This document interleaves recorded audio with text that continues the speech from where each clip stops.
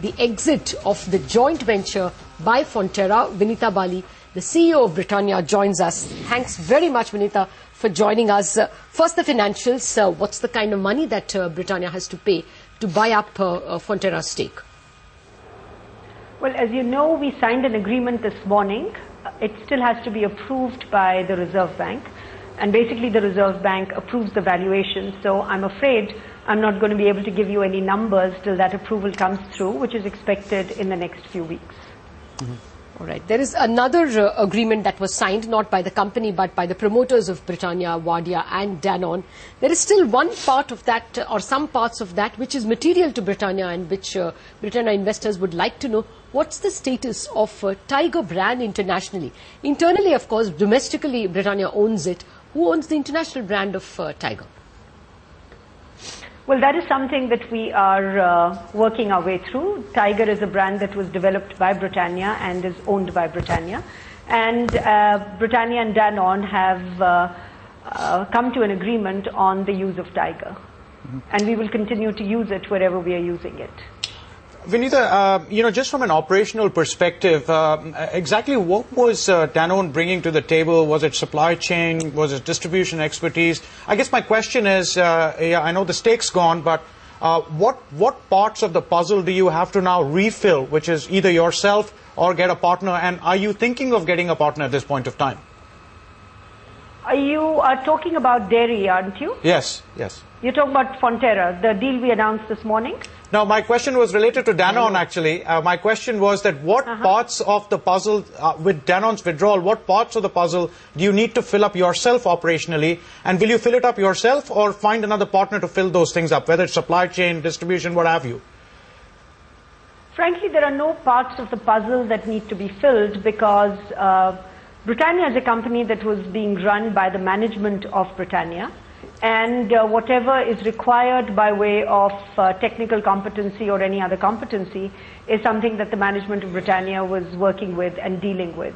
So there really isn't anything by way of either technical competency or any other competency that we were getting from outside. Right.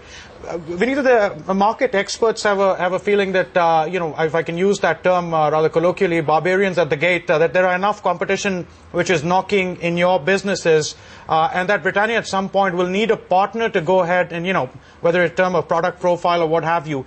Are you at the moment looking for a partner or you're going it alone?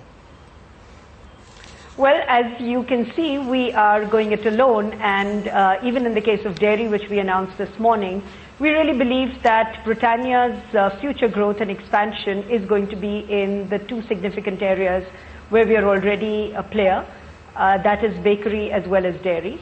And in both these areas, you've got to remember that as far as bakery is concerned, Britannia is a brand that is 90 years old. It existed long before Danone came into Britannia in 1993.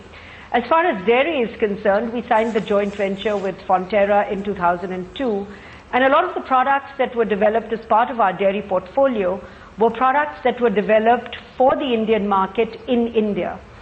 So we, for example, lead the market in cheese. And what you will see as we go forward is more and more of differentiated brand entries in this segment.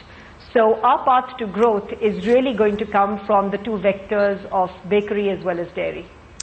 Vinita, I have a couple of questions on your growth and expansion, but just let me belabor that point I started about Tiger brand. You said in your reply that you will continue to use it.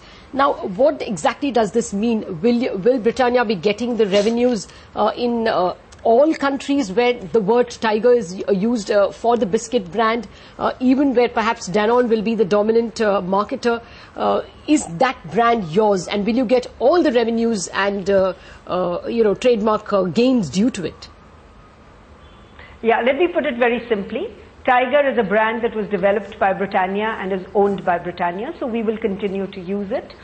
As far as Danone is concerned, you will recall that in 2007, Danone actually exited the biscuit business. Okay. So Danone no longer is a use of any, Danone no longer uses anything with the word Tiger on it. All right. Coming to your expansion business in India, what kind of, you've been growing at a rate of about 20%. Do you see a dramatic expansion of that rate of growth, considering now that there is no overhang of any partner and dependence or expectation of any capital coming in? It's all yours. You're the boss of the business entirely. Would there be a quantum leap in the pace of growth? You know, we had a quantum leap in the pace of growth in the last 4 years. So in the last 4 years, our compound annual growth was 22%. And we're going to continue to see a pretty aggressive rate of growth. Obviously, growth is a factor of two things. One is our strategy and how we implement it in the marketplace. And the second is the macroeconomic environment. So whilst we continue to see our fast pace of growth, there are some things about the environment that we, for example, cannot control or influence. So if the GDP growth of India comes down from 8 to 9% to, let's say, 5 to 6%, that is going to have an impact on consumer sentiment and how people spend their money. We're beginning to see a tightening of availability of money, especially when it comes to modern trade. So to answer your question quite directly and succinctly, yes, we will continue on our aggressive growth path that we have set in the last 4 years. But a lot of what we will do and what happens as a result of that is going to be a function of the general macroeconomic environment as well. Well, the market understanding is that FMCGs were spared the slowdown. What kind of an impact can the slowdown have? Will it take away a couple of percentage points from your growth or even more? You know, hard to say, a couple of percentage points. I mean, we're still looking at double-digit growth. So let me put that to rest.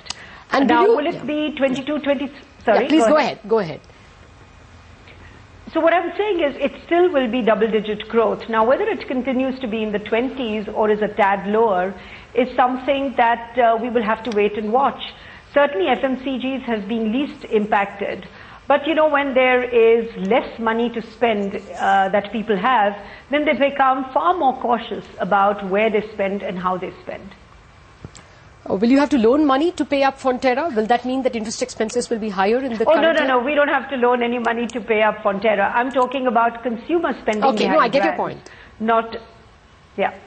All right. Finally, are you going to be only in dairy and bakery for the moment? Would segments like water or confectioneries interest you? Will we see that emerging very shortly? You know, we keep looking at opportunities in the marketplace, and we've got to evaluate those opportunities in the context of our core competence and what we believe we can add value to.